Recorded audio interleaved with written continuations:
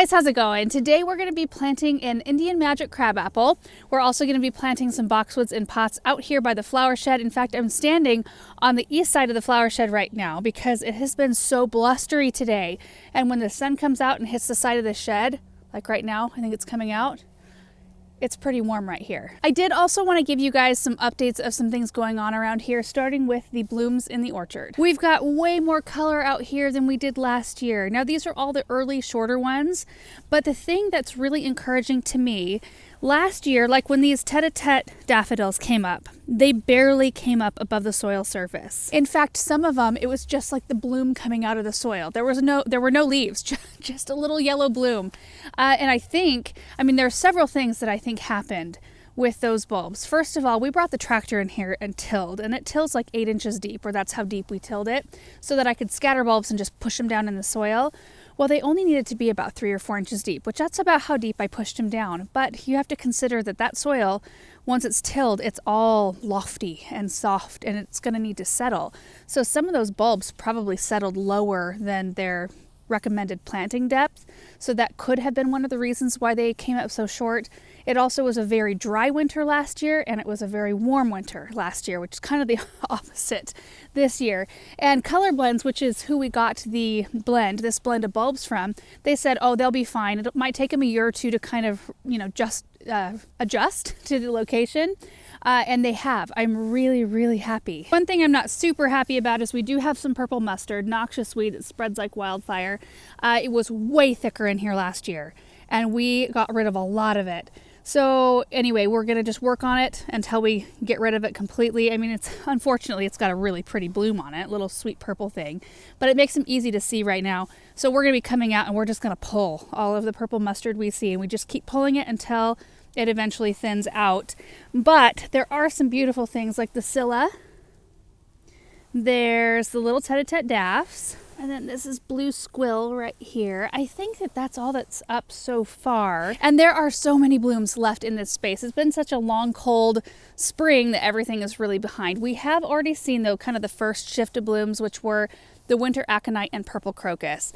And I'm not even sure I got any footage of that. There were hardly any of them. It was kind of almost not even worth seeing. It was fun to see just like a little bit of color. The winter aconites have bright yellow, and then there's purple crocus, and so then there's this shift of blooms, and then we'll see the snake's head fritillaria, leucogems. We've got a floriculture blend, which have some taller daffodils in there. In fact, some friends of ours came last fall and helped us plant 2,500 more bulbs in this space. So that's that side. If we cruise around the back side of the flower shed, you can see they're somewhat thinner back here. And then this side, it's weird. I don't see any yellow daffodils on this side. Do you? I don't. And the bulbs are thinner on this side. But the grass is gorgeous, and I am absolutely loving it. This space is going to be, I can't even imagine, here in a couple of, maybe a week or two, the buds on the trees are starting to get really swollen. Oh, this apricot's blooming. Look. Oh, this is a perfection apricot. I did not notice that. How did I miss that? It is so pretty. Wow. That makes me want to check the Tilton apricot over here.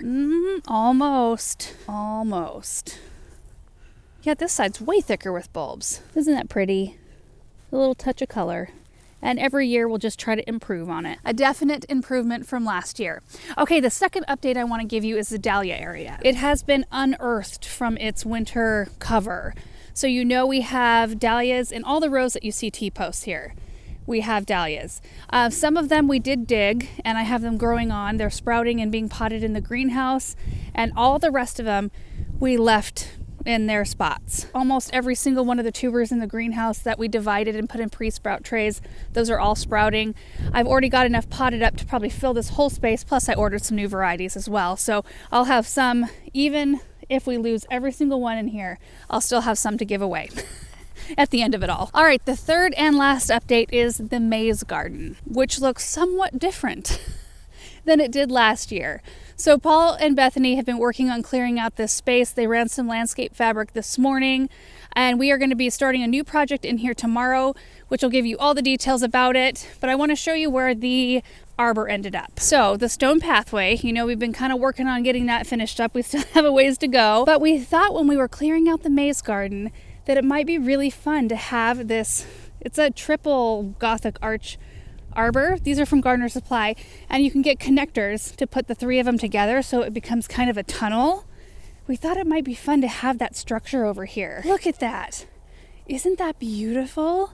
We can grow something that flowers or just some kind of a vine on it. So it's not staked in yet because Paul and Bethany just moved it over here yesterday, and we asked them just to just set it here so we could think about it for a second.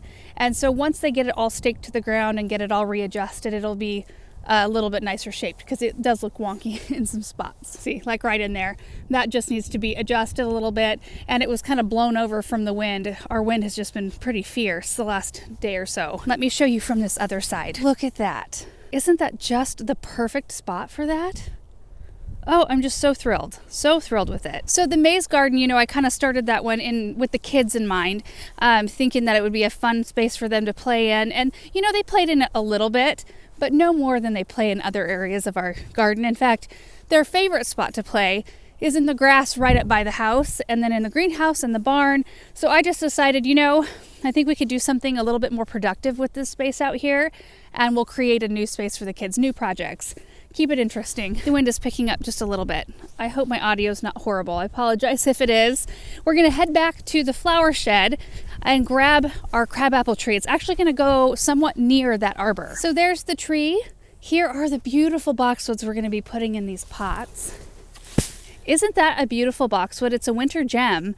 I just don't normally see them all sheared up and this big and looking that nice very often. I'm excited about it. Let's grab the other one.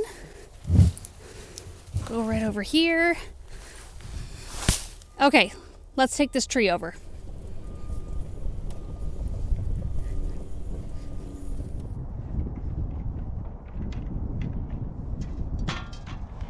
Oh, you guys, I think this is going to be so perfect. Look at that. And I love how it's just to the left of the arbor. So, you know, you'll see the, well, there's going to be a lot of other stuff in here too. You won't even see the arbor one of these days. But for now, like the structures look just perfect. You know, you see the trunk of this tree, and then back further on, back there's a Corinthian linden, but they're not right in line with one another. They're kind of just, you know, I don't know, positioned to where you can still see everything. I love it. And this variety, here are the details. It doesn't get huge. 15 feet tall, 15 feet wide, zone 4, hardy down to that. And then the fruit on it, they're persistent. They're an orange, red, half-inch, and persistent, which means that the fruit do not fall off the tree onto the ground. It's not until the next spring, it's the new growth that pushes them off, but normally the birds clean them up and you never have a mess. It's the perfect situation. That's the color of the berries. That's the color of the blooms and the leaves. Aaron's parents have this variety right outside their back dining room window, and it's beautiful no matter what time of year it is. My father-in-law Paul, he sends me pictures throughout the year just because it's so gorgeous. So I told him the second I see one of those, I'm gonna nab it because I really want to have one in my garden. So let's get it planted.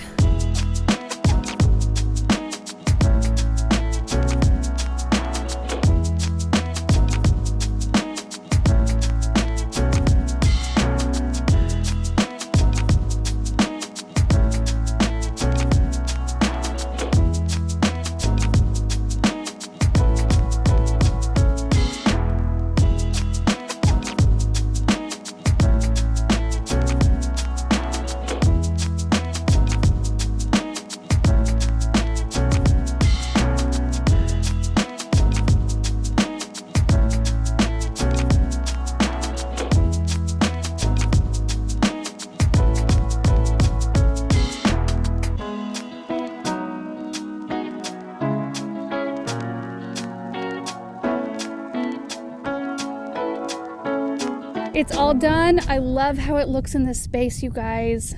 And I have no idea what other things we're going to be putting in around it. It's just going to have to evolve like the rest of this space is evolving. but I think this is really the perfect addition to this spot. I did make a well around the base of the tree so I could kind of fill it up and give the tree a really nice deep soak until we have drip system set up to it. Drip is so nice because it just releases water slow enough to where it has time to soak into the soil. When you're watering with a hose, especially in hardpan areas, the water just wants to go right away from the plant, and it's kind of wasteful of water, and it takes a lot more time because you have to sit there with the hose on a slow trickle, you know, in order to get that water where you want it to go. And we do have drip lines in this area. They're kind of back in this space. There's one near this tree and near this tree, so we just have to make our way over with it as soon as we have a chance to. It won't be long, and we'll have it all set up. And look at it from this angle. Let's walk through the arbor here whilst looking at the tree. Okay, now that that's done, we'll go plant the boxwoods in the pots by the flower shed. Here's what we've got going on by the flower shed. It's really not a whole lot yet because you know this lane right in front, this is 15 feet. This will be our last area to seed with grass out here. We've got all the rest of it seeded. It's full of weeds. We'll have to take care of that and then get this seeded yet this spring.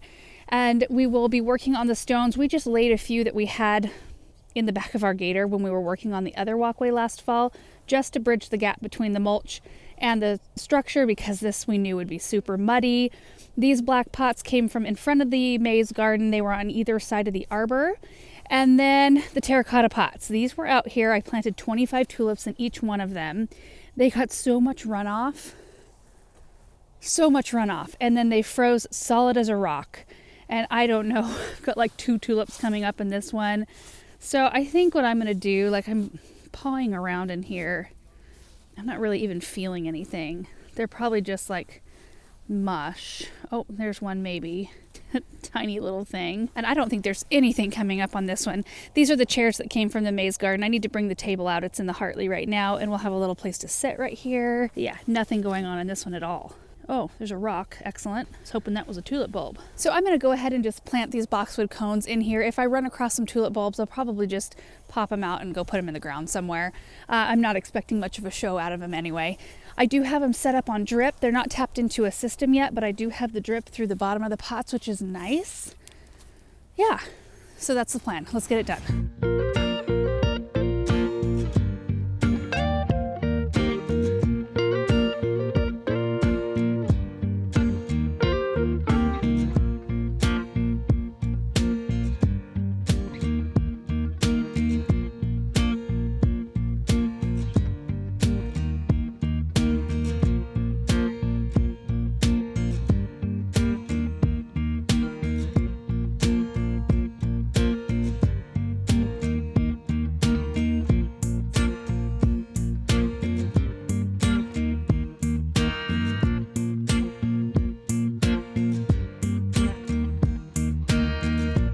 Got it done. I think they look so great in these terracotta pots. I initially thought I was going to swap them out for some of our gray concrete, but I think the contrast with the flower shed, just seeing that little bit of color back here, makes it look really nice. I also went and grabbed a couple of buckets full of mulch, which is compost, because I am going to be working the soil in these beds before I plant them, but I just wanted to see what it looked like kind of cleaned up, and I'm liking it. Oh, I don't intend on keeping these black pots there, and of course we're going to be working on the stones, but oh my goodness, I love the boxwoods. The simplicity right there, so good. And a rain gutter is something we may consider, you know, after seeing what kind of damage it did right below it.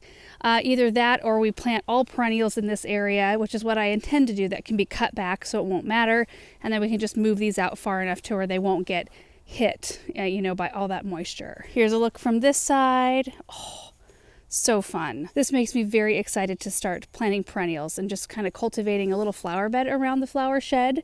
And I don't even think I'm going to keep, I don't know exactly what I'm going to do, but I might not even keep a solid line like flower bed versus the grass in the orchard. I might let it just kind of all be one on the sides. And then right up here, we will have, you know, grass here and then flower bed. So we'll have a defined edge there. But wherever the lawn grows in here for the pathway, and wherever that meets the orchard grass, there'll just be a line in the grass where it, you know, there's shorter grass and then longer grass. Does that make sense? Almost like it looks like it's pushing back the tide of grass that's wanting to come over into it. And I love that look. I love the look of grass pathways mowed through meadows and things like that. So Anyway, I think it's coming together really nicely. Also, I only ran into about 5 bulbs that were viable. There's probably more in there. I didn't dig around the entire sides, but that's just what I found when I went down to dig a hole big enough for the root ball of the boxwood. Most of them that I came across were soft and rotten and stinky. And then, I'm not sure what I'm gonna do back here. We're not back here, a whole lot. And the sprinklers, you can see, they don't really hit back here. But it might be a prime spot to do something really fun and create like a little secret garden space. This is the pear that I intend on digging out. I need to get after that here pretty soon. The nectarine tree I bought to replace it with is starting to bloom. Probably need to get it in the ground. But that is it for today, you guys. Super happy with that crabapple tree. I'm so excited about it. And these boxwoods are just perfect. I was thinking all winter long about what I could do in this space, but I just kind of want to keep the evergreen interest simple. And the cone boxwoods are so easy to take care of. They add structure, but they're not as fussy as like a spiral or a double-decker topiary like the lollipops, things like that. And I do intend on updating you guys more on the orchard too, so you've kind of seen it. I missed phase 1, which like I said was pretty unimpressive. Phase 2 is looking so much better than last year, and I'm hoping for like a phase 3 and 4. That would be awesome. But once something else starts to bloom in here, I'll come back here and show you. So anyway, thank you guys so much for watching. Hope you enjoyed it, and we will see you in the next one. Bye.